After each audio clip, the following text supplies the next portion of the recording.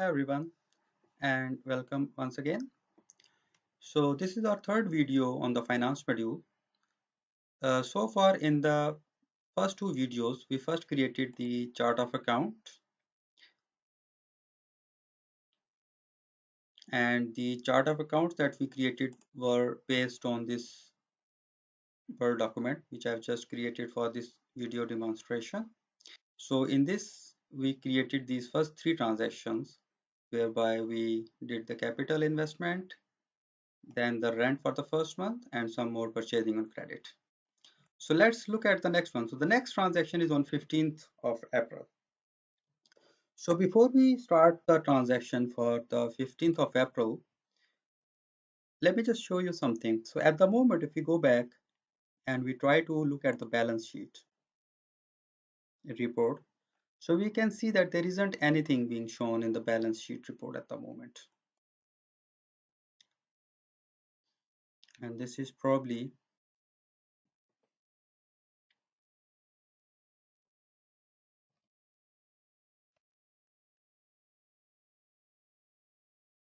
yeah.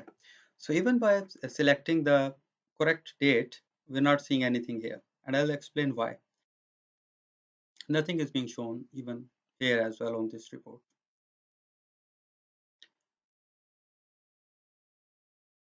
Right. Okay. So the very important concept in the ERP system, in Tensol ERP system, is the execution of end of day operation. So as we can see that there were only three transactions on 14th of April and the next transaction is on 15th of April. So we must close 14th of April before we can make any transaction for the 15th of April date.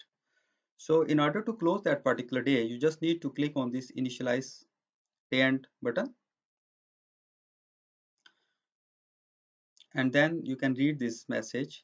This is something which is going to take some time, and any users other than yourself logged in anywhere in the company, they will automatically be logged off. So you need to make sure that whenever you initialize the end of day operation, the timing is something where nobody is actually using the system, or you need to inform those users that you're going to start the end of the operation so that they know that they are going to be logged off automatically as part of this process.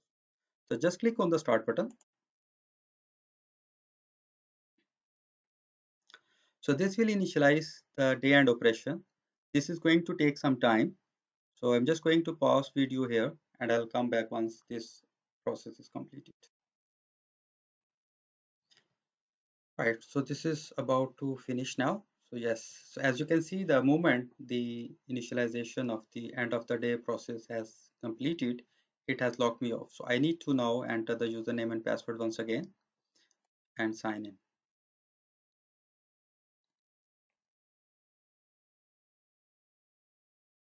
So after signing back in, I need to complete this end of the day operation. So now what I now need to do is to perform end of the day operation. So now you can read carefully that this operation, this is irreversible, which means that once you have closed a particular day, you cannot make any changes in the vouchers which has been posted on 14th of April.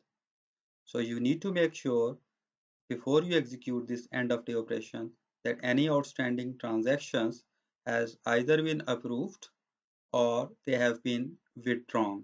There should not be any transaction in the unverified state. So those transactions which has not been verified yet and they are in the unverified status, the end of the day operation will not execute completely. It will give you an error message saying to either verify or reject those unverified transactions. So you just need to make sure that you're ready to perform this action. So by clicking on the OK button, it will now execute the end of the day operation.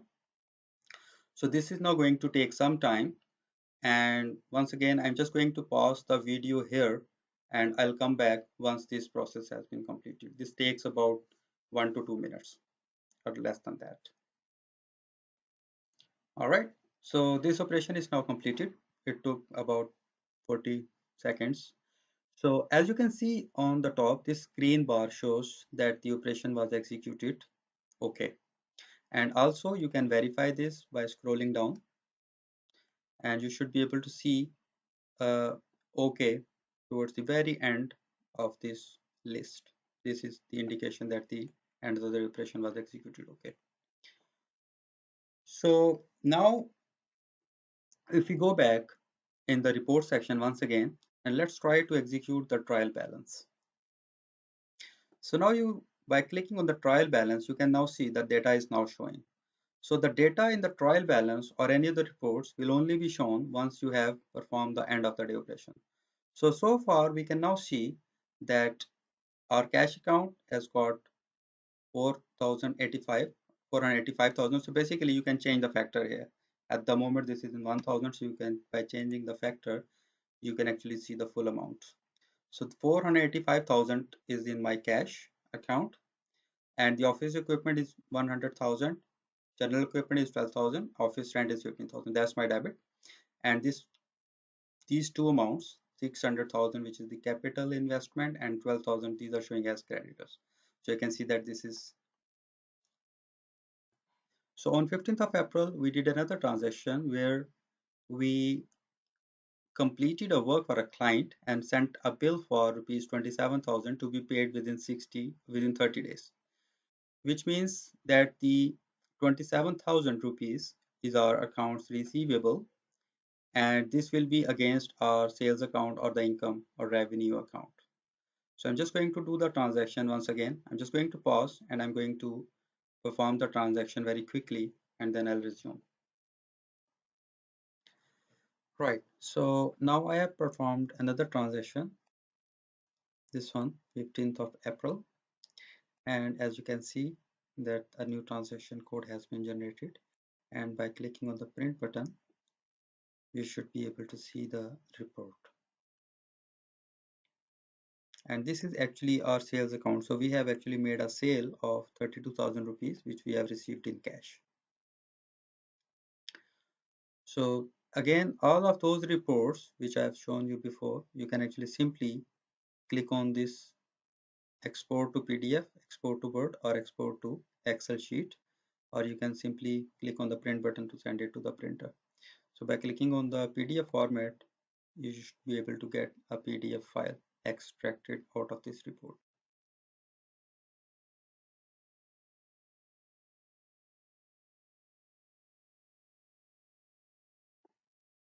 So as you can see, this is the PDF file now generated by the system automatically. All right. So far, if you go back to our transaction ledger, so we have created this transaction, and then there is another transaction on 15th of April. Let's look at that. It says they completed another work for another client and sent a bill for rupees 27,000. But the thing that to be noted that he has not actually paid, so he will going to pay us after some time. So this means that our accounts receivable debtors account is going to be debited by 27,000 rupees, and our sales account is going to be credited, uh, which is our with 27,000 rupees basically. So let's do this transaction once again.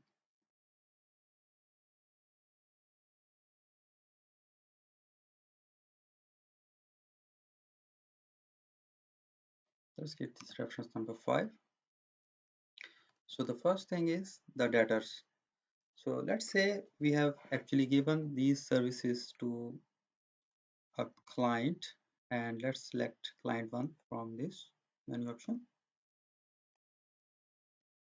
and this is for the amount 27,000 rupees, which is going to be debit.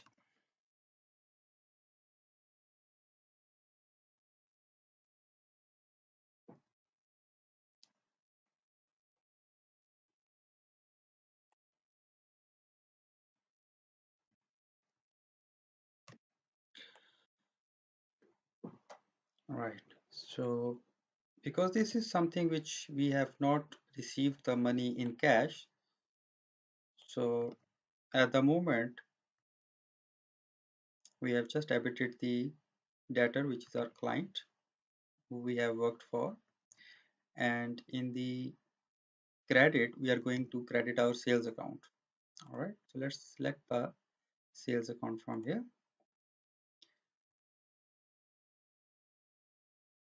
This will be credited by 27,000 rupees. Obviously, the objective of this video is not to demonstrate how the accounts work or to explain how different accounts are debited or credited. So I'm sure whoever is going to use this software has got expertise and knowledge of the accounting system. Without having that knowledge, nobody can actually use this system. So it's a must thing.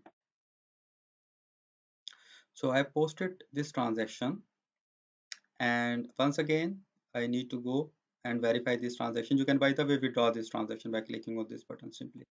So if you click on this, you need to enter the reason why you are withdrawing this transaction, and then you can withdraw that as well in case if you have mistakenly input some wrong information in it.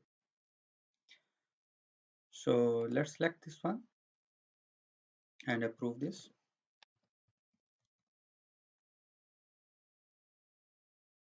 So now we have got all the transaction till 15th of April posted in our system.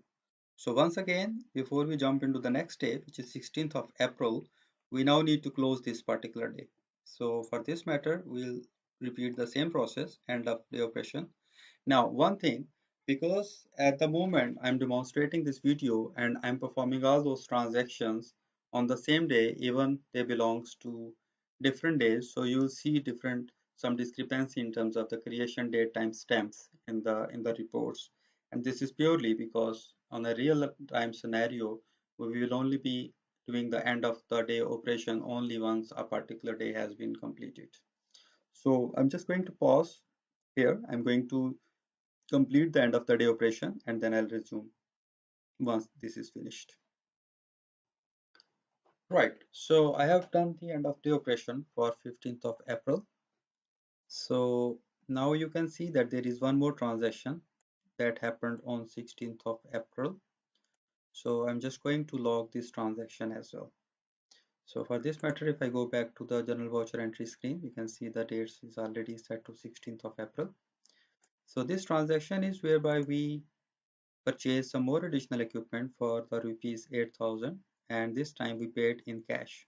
So it's a very simple transaction. All we need is to credit cash with 8,000 because cash is reducing, and we need to debit our equipment, which is our fixed asset account. So I'm just going to quickly add this transaction. I'm just going to pause this here and I'll add this transaction and I'll resume afterwards. I'm now going to approve this transaction.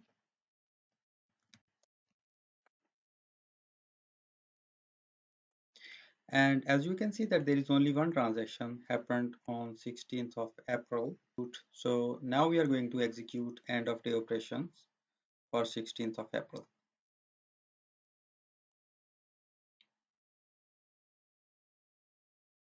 So in this example, as you can see that there isn't any transaction in the month of April beyond 16th of April. So I would need to close the end of day till May 1st. And with that, I'm just going to call off today's training session at this point. So I'll see you in the next video with the remaining transactions, and then I'll explain the impact on the reports and we'll see the reports in more detail afterwards. Thank you very much for watching the video and we'll see you in the next one. Thank you. Bye.